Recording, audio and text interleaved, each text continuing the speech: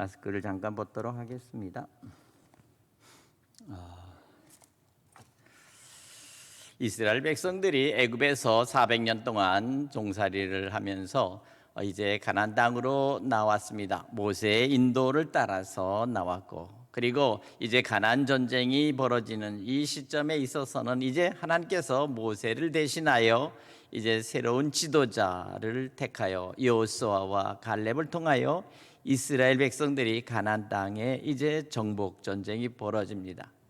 바로 이 정복 전쟁의 시기부터 여호수아서부터 쭉 이제 그 기간 동안에 이제 나라의 형태를 띄우지 못하고 이스라엘 이 민족은 사사의 시대로 돌아갑니다. 각 부족, 각 12지파의 지파 속에서 하나님은 때를 따라 특별한 사람들을 택하여 이스라엘 사람들을 괴롭히거나 아니면 어려움이 있을 때 그것을 이겨나갈 수 있도록 하나님께서 사사를 허락하시는데, 이 기간이 또 400년이라는 사실입니다. 400년, 사사기의 기간이 약 400년 동안의 기간이 흘러갑니다.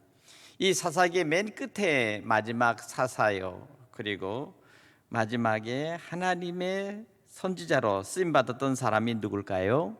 바로 그 사람이 사무엘입니다. 사무엘 시기가 끝나면서 사무엘은 이제 새로운 나라를 세웁니다. 바로 그것이 바로 이제 남북 왕조로 갈리기 이전에 비로소 사울을 왕으로 삼고, 그리고 그 다음이 다윗, 그리고 솔로몬에서 이래서 왕정 국가로 들어서는 그러한 시기가 되는 그 과도기 속에 하나님께서는 사사의 시대를 마치고 이제 새로운 왕을 선택하는 바로 그와 같은 시대 속에서 그 중간 지역에서 이제 일을 하는 사람으로서의 대표자가 바로 사무엘입니다. 우리도 지금 이제 대통령을 선출하고 인수위를 뽑았잖아요. 그렇죠? 인수위라는 게 뭡니까? 현 정부에 있는 모든 것들을 이제 끝이 나면 다음 정권이 이제 나라를 새롭게 세우기 위해서 새로운 지도자와 함께 새로운 모든 기관의 대표자, 국가의 지도자들을 이제 선임하는 과정에 들어가는 이것이 바로 인수위죠. 전에 있던 정권들에 있는 정책을 그대로 이제 물려받아서 그것을 계속 할 거냐 말 거냐 하는 것도 이제 바로 거기서 정할 것 같습니다. 어쨌든 과도기적인 것이다, 이렇게 보면 됩니다. 사무엘서는 바로 이 과도기적인 그 상황 속에서 놀랍게도 이 사람은 사사지만 또한 하나님 앞에 제사장이요, 또한 제사장이지만 또한 모든 사람들을 이끌어가는 그러한 놀라운 그러한 국가의 지도자였다는 사실입니다. 그러니까 모든 것을 다 가지고 행사할 수 있었던 바로 그와 같은 사람이 바로 이 사무엘입니다.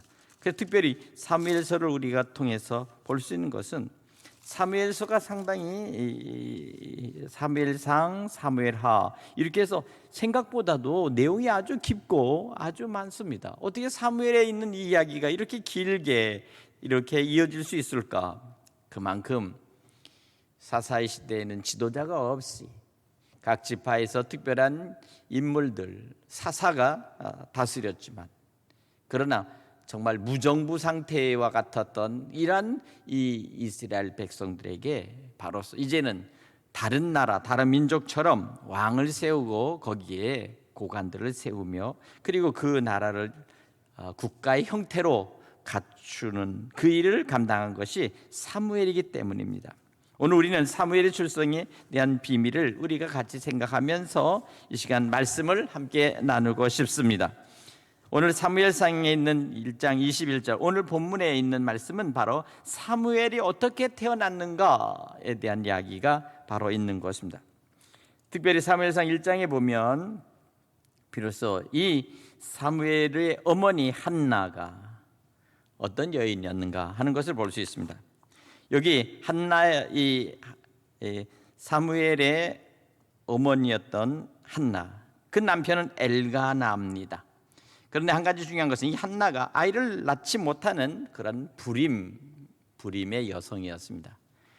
때가 돼서 애를 낳고 또 때가 되면 또 부쩍 애를 낳고 그러면 얼마나 좋겠어요. 그렇죠? 요새는 너무나 이 결혼하는 이 기간이 점점 늦어지니까 아이를 낳는 것이 굉장히 어렵다고 그래요. 이건 참 큰 사회적인 큰 어려움과 함께 우리에게 굉장히 이것은 문제입니다. 국가적으로도 문제죠. 40이 가까운 때에 결혼을 하겠다고 다들 버티고 아니면 젊은이들이 아예 결혼 안 하겠다고 막 떼를 쓰고 뭐 이런 실정에서 정말 세계적인 가장 낮은 출산율을 가졌죠. 통계표로 보니까 0.86이라고 그래요. 그러니까 어떻게 된 거예요? 한 가정이 이루어서 한 아이도 안 낳는다는 소리예요. 결혼을 해서 10가정 중에서 8가정만이 애를 낳고 2가정은 애를 안 낳는다는 겁니다. 이런 거예요. 그것도 하나만 낳는데 참 안타까운 사실이죠. 왜 그럴까? 왜 아이들을 안 낳을까? 저는 한편 이런 생각을 해봤어요. 저희가 젊었을 때 얘기입니다. 지금부터 한 30년 전 얘기예요. 국가의 정책이 한 자녀만 낳는 정책을 삼았습니다. 한 자녀만 낳는 자녀를 삼으니까 이제 아들이든 딸이든 하나만 낳아서 잘 키우자라는 것이 아주 그때 유행처럼 그렇게 번져갔습니다. 남성들은 예비군 훈련이라고 하는 그 훈련에 들어가면 아예 남성들은 정관 수술이라고 하는 수술을 받아버렸어요. 이런 식으로 했습니다. 그러니 과연 여성들이 과연 이렇게 남성들이 그와 같이 아이를 안 낳겠다고 하는 상태에서 여성들에게 있어서는 아이가 더 이상 필요 없다라고 하는 그런 생각 속에서 여성들은 또 어린아이들을 낳지 않기 위해서 여러 가지 형태로 그래서 아이들을 낳지 않으려고 제거해 버렸다는 사실입니다. 그러니까 요새 아이들은요 그겁니다. 엄마와 아빠가 선택받아서 겨우 하나 낳는 아이가 태어난 거예요. 그런데 그 중에서 선택이 되지 않은 아이들은 어떻게 됩니까? 여전히 그러면 병원에 가서 아이를 지워버리죠. 그러니 엄마 뱃속에서 아이가 생겼을 때 아이가 얼마나 초조하고 불안했겠어요. 과연 이 엄마가 나를 낳게 해줄까 안 낳게 해줄까? 뱃속에서 얼마나 두근두근 거렸겠습니까? 이렇게 해가지고 애들이 심리적으로 쫓기고 그리고 정말 그런 불안 속에서 태어난 아이들이 하나씩 태어났는데 이 아이들이 아마 그 심리적인 사이클이 나는 이제 앞으로 결혼하면 결혼을 하든지 안 하든지 절대로 난 하나만 낳을 거야. 안 낳든지 라고 하는 그런 어떤 그런 아이들 속에 고정관념을 심어주지 않았을까 하는 그런 생각이 어느 날 번뜩 들더라고요. 그래서 제가 회개를 했습니다. 우리 시대의 잘못된 이와 같은 것을 통해서 얼마나 많은 어린아이들이 정말 하나님 앞에서 생명들을 우리가 지워버리고 그리고 우리가 선택한 아이들 하나가 지금 이때 지금 40대가 되어서 이 아이들이 지금 오늘 이와 같이 불임하지 않고 아이를 갖지 않고 이와 같은 시대의 것으로 결국 인구 절벽을 만들어가는 그러한 상황을 만들었을까? 바로 그것입니다. 어쩌면 우리가 잘못된 생각이나 잘못된 그러한 우리의 죄가 다음 세대로 대물림하는 게 아닐까 하는 그런 생각 때문에 저는 오랫동안 깊이 생각하고 기도했어요. 하나님 앞에 기도했습니다. 우리가 잘못했습니다. 주시면 주시는 대로 낳고 받으면 받는 대로 받았으면 얼마나 지금 아이들이 많이 뛰놀고 그리고 우리 주변에 풍요롭게 자녀들이 있어요. 그러나 정작 우리 다음 세대에 태어난 아이들은 죽어도 안 낳겠다고 버티는 거예요. 뭐 여러 가지 이유는 있겠죠. 뭐 경제적인 이유, 무슨 이유 이유를 대려면 수도 없이 많이 될 수 있고 그리고 조건을 달리면 수도 없이 많은 조건이지만 그러나 그것은 모든 것들은 절대적인 조건은 아니에요. 그러면 사랑과 애정이 결핍돼서 이런가? 이 시대 속에서 지금 이와 같은 것은 우리가 이것을 영적으로 되짚어 봐야 될 일이다. 저는 이렇게 생각합니다. 이 시대에 우리가 뿌려진 죄악과 우리가 잘못했던 그러한 모든 행동 속에서 나타난 다음 세대의 결과가 이와 같이 이런 결과를 낳는다는 것은 우리가 하나님 앞에 부모로서 회개하고 하나님 앞에 지은 이 시대의 죄악이라 저는 이렇게 생각합니다. 우리가 지은 죄악이요, 우리가 뿌린 씨앗이 다음 세대 이와 같은 길들을 결과를 낳았다라고 나는 분명히 생각이 돼요. 여러분들은 어떻게 생각하세요? 어쨌든 이것이 맞는 말이다 아니다 여러 가지 산반의 여러 가지 이유는 있겠지만 한 가지 분명한 것은 그렇게 하면서도 정말 하나님 앞에 뼈저리게 우리가 회개했는가? 라는 생각을 한다면 그렇게 뼈저리게 회개한 것 같지가 않아요. 어쨌든 저는 그 문제를 다루려고 하는 것이 아닙니다. 오늘 여기 하나만 낳은 이 엘가나의 아내 한나가 아이를 낳지 못하는 불임 여성으로서 몸부림을 치면서 하나님 앞에 기도하기 시작합니다. 그리고 나서는 결국 하나님께서 이 자식을 주시는데 이 자식은 정말 하나님께서 이 자식을 통해서 놀라운 일을 하는 역사를 보게 됩니다. 한 가지, 사무엘은 기도로 낳은 아들이다. 지금 이 시대 속에 태어난 아이들은 다 기도로 낳은 아들이요, 기도로 낳은 딸들이에요. 한 가지는 이 우리의 바람과 소원 속에서 이 아들과 딸들이 지금 서로가 서로를 불신하고 있다는 거예요. 남성은 여성, 여성은 남성, 20대와 30대가 서로 이 성의 젠다의 대결이 왜 이렇게 되었는지는 알 수 없지만, 그러나 한 가지 분명한 것은 한 자녀 낳는 그 결과 속에 나타났다는 사실을 본다면 오늘 분명히 거기에는 어떤 이유가 있다. 사회학적으로나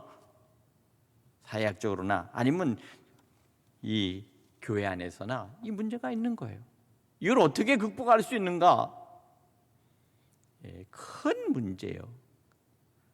이것은 굉장히 시급한 문제가 아닐까 생각해요.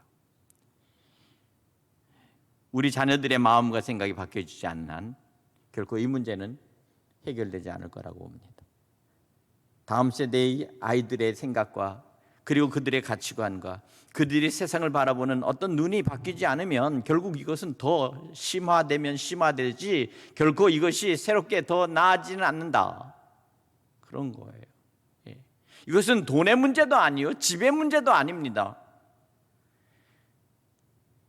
어떻게 보면 그것은 세상의 여러 가지 환경의 문제라고 생각하고, 아니면 때로는 여러 가지 이유를 대는 모든 경력 단절, 아니면 돈이 없어서 그래서 집을 꿈도 못 꾼다, 별의별 얘기를 다 하면서 하지만 사실은 엄밀히 말하면 생명의 관계, 하나의 생명을 태어나게 하며 그 가정이 온전히 사랑으로 하나가 되는 가정 속에서 자라나는 다음 세대, 미래 세대들에 대한 생각한다면 지극히 우리는 정말 이기적인 극단적 이주에 치닫고 있지는 않는가, 이런 생각을 해보는 거예요. 어쨌든 우리는 이것을 보면서 오늘 본문에 사무엘을 낳기 위해서 그 어머니 한나가 하나님 앞에 몸부림을 치는 그와 같은 기도가 있었습니다. 아이를 낳지 못한다고 하는 이 한나의 불가능을 어떻게 하면 기도로 해결할 수 있을까? 한 여성의 기도가 처절하게 기록되어 있는데, 오늘 여기 1장 10절에 보면 한나가 마음이 괴로워서 여호와께 기도하고 통곡했다 그랬어요. 정말 막상 자녀를 얻으려면 자녀가 잘 생기지 않을 때 그것도 얼마나 시급하겠습니까?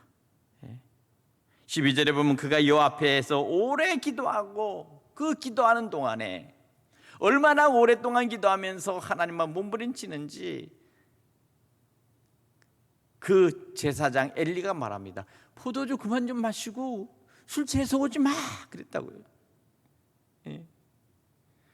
그러니까 술 먹고 와서 교회 와서 술 주정하는 것 같이 보였던 거 봐요.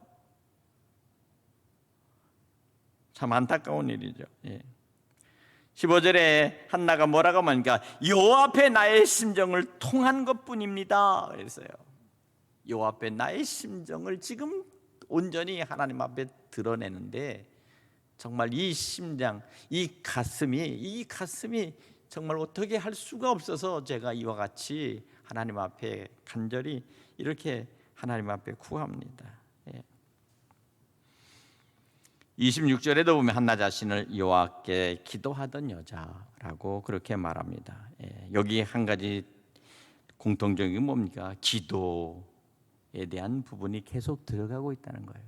어떤 형태든지 기도하는 거예요. 울면서 하나님 앞에 아이를 낳지 못하고 아이가 없었다는 이유로 자기 자신이 받았던 그 서름, 그리고 굴욕, 그리고 마음속에서 그 엉어리졌던 그 울분, 그리고 아무리 기다려도 아이가 들어서지 않는 그 가운데 나타나는 고민과 번민이 가득 찬 이 여인 속에서 나타나는 하나의 현상이죠.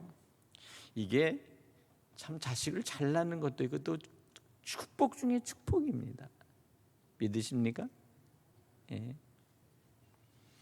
정말 그렇습니다.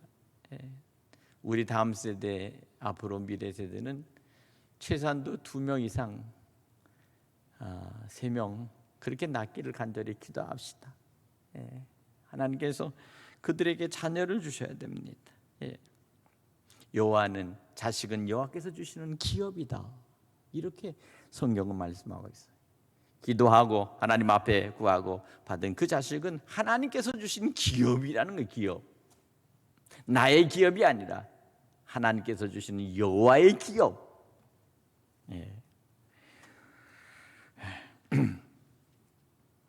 오늘 여기 1장 19절에 보면 여호와께서 그를 생각하셨다라고 말합니다.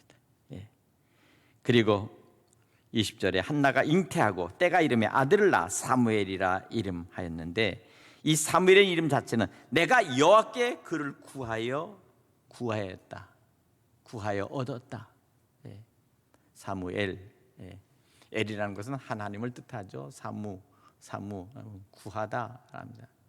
하나님께 구하다.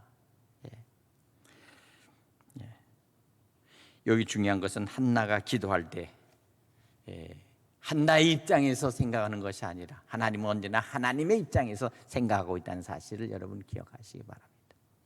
언제나 우리가 착각하는 것은 내가 기도하면 나의 입장을 들어주실 거라고 생각하는데 그거 아니에요. 하나님은 언제나 하나님의 입장에서 나를 생각하시고 바라보시고 그리고 기도에 응답이 있다는 사실이에요. 이게 가장 큰 착각이에요. 차이예요. 자식은 부모에게 뭐든지 자기 입장에서 하면 다 들어줄 거라고 생각하지만 그거 아니라니까요. 부모는 부모로서의 생각과 입장이 전혀 다를 수 있어요. 지금 모든 것들을 줄 수 있는 때가 있고 줘서는 안 되는 때가 있습니다. 기다려야 되는 때가 있고 졸라도 그에게 줘서는 안 되고 기다리라고 해야 될 때가 있고 다 있는 거예요. 그것은 이미 그만큼 차이가 다른 겁니다. 그것처럼 우리도 하나님 앞에 구하지만 그러나 한 가지 중요한 사실은 뭡니까? 하나님의 생각은, 하나님의 계획은 달리 있다는 데 있는 거예요. 어쩌면 하나님께서 사무엘을 주시기까지 한나가 오랫동안 그렇게 기다렸던 것은 바로 한나의 가정이요 엘가나의 가정, 그 가정 속에서 나타나는 하나님의 그 축복이 아니라 장차 하나님의 계획 속에 이루어질 이 이스라엘 하나님의 나라의 그 가장 필요한 인물이 태어날 그 때를 하나님께서 조절하고 계셨다. 하나님 기다리더라고. 어쩌면 이 시대가 바로 그런 시대가 아닐까 싶어요. 하나님 앞에 기다렸더니 하나님께서 이 나라와 이 민족을 부강케 하는 위대한 지도자를 주셨다. 참 위대한 지도자가 나타난다는 것은 어쩌다 한 번씩 나타나는 것 같아. 수없이 많은 대통령이 나타났다 할지라도 그러나 그 속에 어떤 사람이 나타나는가에 따라서 나라의 운명과 그리고 민족의 그 앞으로 미래가 결정되듯이 고만고만한 사람이 아니라 특출하고도 그리고 정말 탁월하고도 그리고 정말 하나님 마음에 합한 사람, 그 사람이 나타날 수 있도록 때로는 하나님께서는 오랫동안 기다리도록 하나님께서 그 모든 시간과 그리고 그 계획을 조정하고 있다는 사실을 여러분 기억하시기 바랍니다. 인간은 조급하죠. 인간은 답답합니다. 뭔가 당장 이루어질 것 같고, 당장 뭔 것이 당장 내 손에 쥐어져야만이 내가 모든 것들이 할 수 있다고 생각하는 그러한 우리 속에 있는 그러한 생각이나 그러한 그 욕심이 있다 할지라도, 그러나 정작 진정성 있는 기도 속에서 하나님 앞에 구하면 우린 때로는 오랫도록 인내하며 기다려야 합니다. 자식을 키우는데도 역시 마찬가지죠. 여호와께서 그를 생각하신지라. 이 말씀이 참 깊이가 있습니다. 여호와께서 그를 생각하셨다. 한나를 생각했다는 겁니다. 그러나 한나를 생각했을 때 그럼 하나님은 어떻게 생각하셨을까요? 바로 이 점입니다.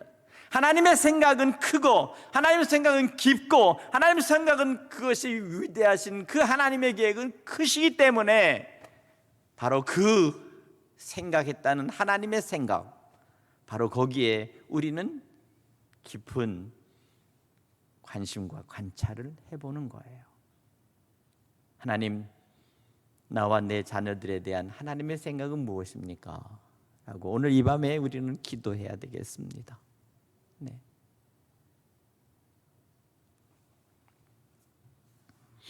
한 가지 여기서 한나를 생각했다고 하는데, 바로 한나의 기도에 관심을 가지셨다는 사실보다도 오늘 한나의 기도보다 더 중요한 것은 어쩌면 또 한나 자신일지도 몰라요. 창세기 4장 4절에 보면 거기 가인과 아벨의 얘기가 나옵니다. 거기 보면 먼저 놀랍게도 아벨의 얘기가 먼저 나와요. 이상하게 성경은 언제나 두 번째 얘기를 먼저 끌고 들어와요. 탕자의 비유에서도 둘째 아들이 먼저 등장하고 그제도 나중에 첫째 아들이 나오고.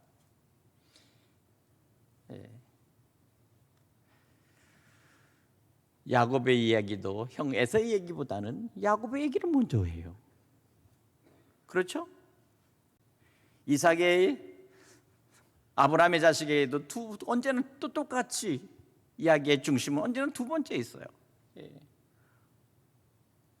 첫 번째 줬던 이스마엘, 거기에 하나님의 방점이 있는 것이 아니라 하나님은 언제나 그 약속과 그리고 하나님께서 언약하신 그 언약에 대한 것을 생각하고서 둘째 이삭에게 관심을 두고 이삭에 대한 얘기를 하신다고요. 이겁니다. 왜 성경은 언제나 두 번째 것에 대해서 언제나 얘기할까요? 어쩌면 첫째 아담보다는 하나님께서 우리에게 주신 구원의 주가 되시는 예수 그리스도, 둘째 아담에 대하여 장차 얘기하시고 우리에게 보내주시고자 하신 하나님의 그 계획, 세컨드. 요새는 이상하게 세컨이라는 말을 쓸 때 요새는 다양하게 쓰더라고요. 이제는. 옛날엔 참 세컨이라는 말을 쓰면 굉장히 좀 뭐랄까 불법 아니면 여러 가지 그런 걸로 해서 사용했던 단어가 이제는 의뢰의 다시 전면적으로 해가지고 모든 것들에서 필요에 대하여 만족을 시킬 수 있는 것은 세컨이다. 세컨 하우스, 뭐 세컨 뭐 어쩌고 저쩌고 이런 것들이 범람하게 쓰이더라고요. 그래서 시대가 그만큼 이게 보편적이면서도 사람들의 생각이 이렇게 된 건가? 라는 생각이 들어요.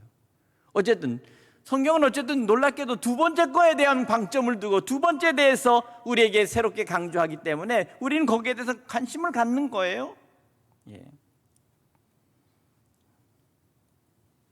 창세기 4장에도 보면 여호와께서 아벨과 그 제물을 연락하셨으나 가인과 그 제물은 연락하지 아니하신지라. 이것은 살인 사건으로 이어지는 하나의 원인 제공이 여기 있어요. 하나님께서 왜 아벨의 제사는 받았고 그리고 하나님께서 그것을 연락하셨지만 왜 가인이 드린 것은 받지 않으셨을까? 호불호가 분명한 거예요. 너는 좋고 얘는 나빠, 싫어. 결국 그 일은 결국에 형제간에 서로 갈등의 원인이 됐고 서로의 이제 경쟁의 상대가 되었고 결국 나중에는 어떻게 됩니까? 결국 가인이 아벨을 죽여버리는 그러한 끔찍한 살인 사건으로 결국 된 것입니다. 왜 그런 얘기를 왜 그렇게 했을까요? 아벨은 왜 하나님의 관심권 안에 있었지만 가인은 왜 하나님으로부터 멀어졌고 하나님으로부터 외면받았을까요? 어쩌면 아벨은 하나님을 늘 사모하고 하나님 중심으로 살려고 하는 그 믿음에 대한 어떤 것들이 계속 아벨의 마음속에 있었다면, 가인은 하나님을 이용해 보려고 하지 않았을까? 하나님을 이용해 보려고. 오늘도 우리는 우리 생활 속에서 하나님을 이용하려고 하는 그러한 많은 것들이 우리 속에 도사리고 있어요. 예.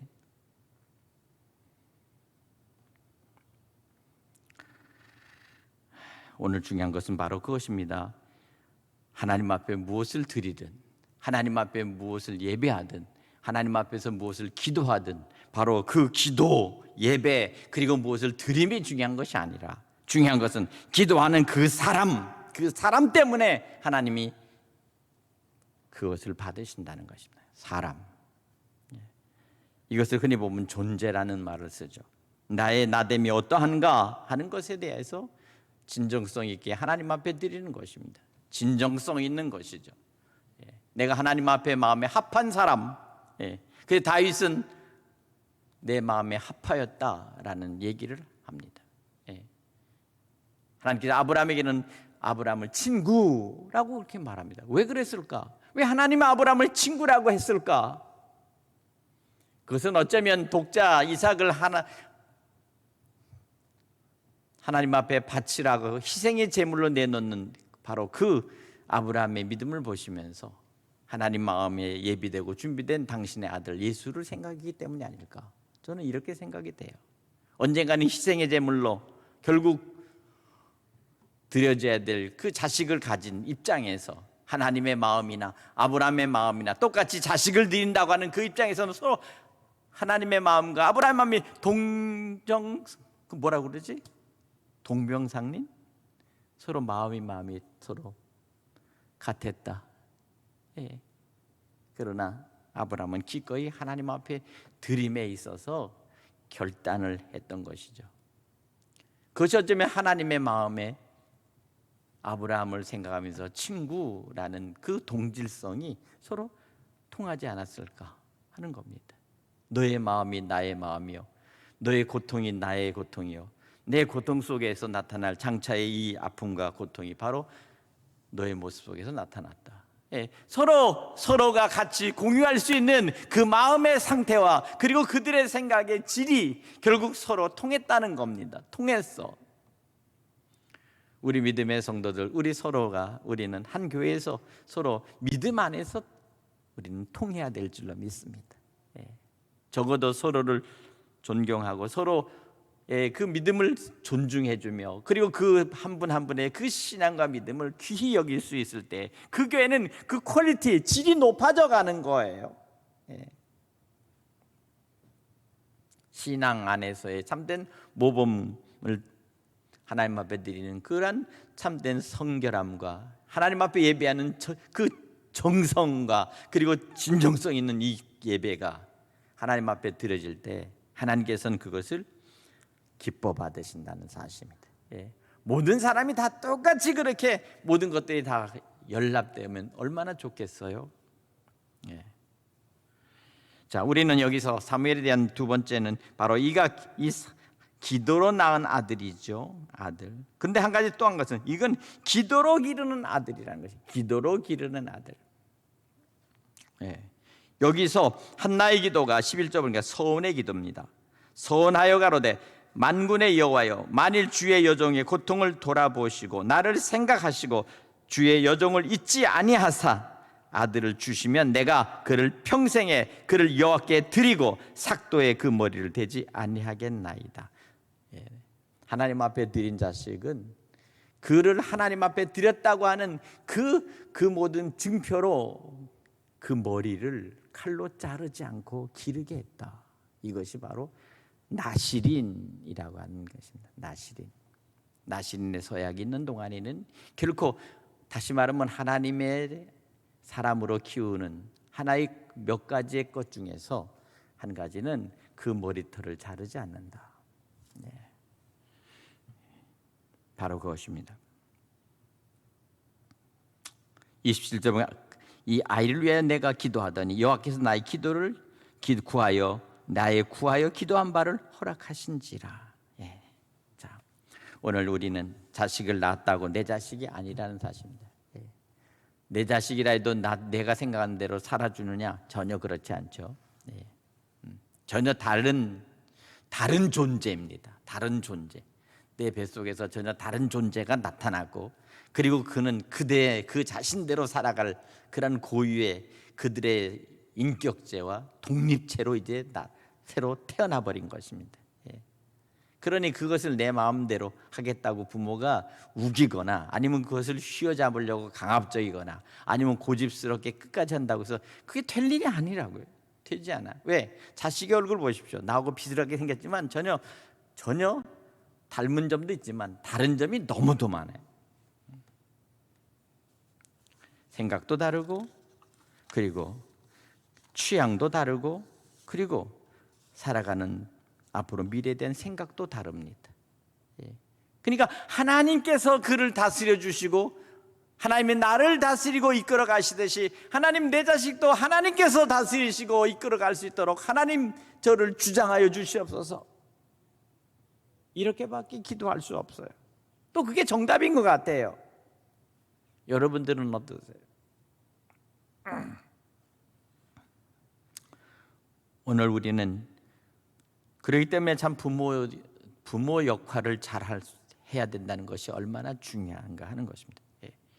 그에게 좋은 선한 영향력을 끼치고, 그리고 그에게 선한 하나님의 말씀과 양육으로 어릴 때부터 그의 모든 성품과 기질을 잘 조종해서 키우면, 그러면 장성하에서도 바로 그가 하나님을 따르는 그 믿음의 길을 가는데 온전히 그 길을 따라갈 때 부족함이 없이 갈 줄로 믿습니다. 예. 오늘 그것입니다. 그는 그 나름대로 하나님께서 이끌어 주시고 가는 길이 다르다는 사실을 우리가 알 수 있는 거예요. 예. 오늘 우리는 여기 보니까 28절에 하나님께 바친 아들, 예, 그를 여호와께 드리되 그 평생에 여호와께 드리나이다, 이렇게 말합니다. 기도로 구하였고, 그리고 기도로 낳았고, 기도로 기른 이와 같은 자녀 아들 사무엘입니다. 예. 여기 보니까 젖을 떼자마자 그는 자기가 자식을 데리고 살지 않았고 엘리 제사장에 맡겨버렸습니다. 하나님의 종에게 맡겨버렸습니다. 일생 동안 하나님의 말씀 안에서 주의 성전에서 살도록 이제 완전히 그를 하나님 앞에 드려버렸습니다. 예. 참 어떻게 보면 이것은 참 굉장히 큰 결단이지요. 예. 한나에게는 유일한 이 사무엘은 자기의 자랑거리요, 그리고 마치 사랑의 모든 정말 분신이지만, 그러나 그는 분명히 하나님 앞에 드렸으니 이거 나와는 이제 상관없이 이제 하나님의 사람이요 하나님의 자식입니다. 이와 같은 믿음 안에서 이 자식을 하나님 앞에 드린 것입니다. 하나님께 맡긴 것입니다. 어쩌면 이것이 더 맞는 것 같아요. 예. 아예 자식을 키우면서도 언제나 입버릇처럼 너는 하나님께서 너를 지키시고 하나님께 드린 자식이다. 차라리 이렇게 한다면 아들이 자라면서, 딸이 자라면서, 그래 맞아, 나는 하나님께서 드린 딸이요 나는 자식이니까 나는 그렇게 살아야 되겠다, 이렇게 해야 되는데, 사람들은 이제 너는 내 자식이요, 너는 내 딸이요, 너는 내가 생각하는 대로고 나를 주입하고 부모를 주입하다 보니까 결국 서로가 다른 생각, 서로가 다른 주장, 이런 것들 때문에 서로가 관계가 틀어져 버리는 거예요. 하나님께서 택하신 너는 자녀다. 전적으로 하나님께 맡기고 나는 기도할 뿐이다. 하나님께서 하나님의 영으로 너를 이끌어 가실 것이다. 다시 말하면 하나님의 세계는 미지의 세계요, 하나님의 세계는 앞으로의 큰 열려있는 세계지만, 그러나 나의 세계는 언제나 내 안에 끌어들이려는 바로 그와 같은 것으로서 내가 주도권을 잡고 아이를 내 것이라 라고는 소유의 관점으로 본다면 그것은 전혀 다르다는 거예요.